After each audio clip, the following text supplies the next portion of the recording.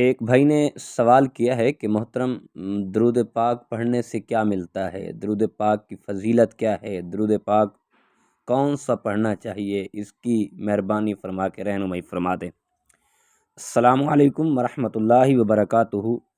دیکھیں کریم آقا علیہ الصلاۃ والسلام کی ذات پر درود پاک پڑھنا اور ہر عبادت اپنے اصول پر ہے، لیکن درود پاک وہ درود پاک ہے جو رب ذوالجلال بھی اپنے محبوب کی ذات پر درود بھیج رہا ہے۔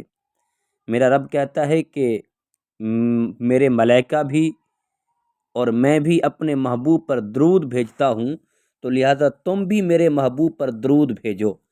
اب درود بھیجنے سے ہمیں ملتا کیا ہے؟ اور رب ذوالجلال جو کریم آقا علیہ الصلوۃ والسلام پر ایک بار درود پاک پڑھے گا، رب اسے 10 نیکیاں عطا فرمائے گا اور اس کے 10 گناہ مٹا دے گا، 10 درجات بلند کر دے گا۔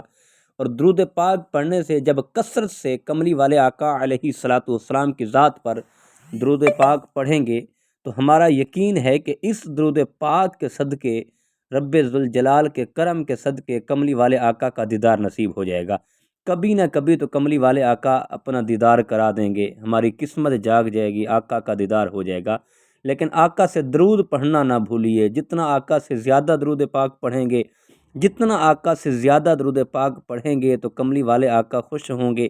اور ہمارا اگر آقا نے دنیا میں دیدار نہ کرایا، ہمارے نصیب میں نہ ہوا، تو اس کا صلہ رب ذوالجلال ہمیں آخرت میں ضرور دے گا۔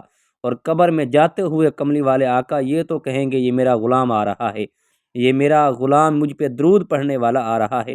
درود پاک کی برکت سے اللہ پاک ہماری آخرت کو سنوار دے گا، ہماری آخرت اچھی ہو جائے گی۔ تو کملی والے آقا کے ذات پر درود پاک محبت سے پڑھنا چاہیے۔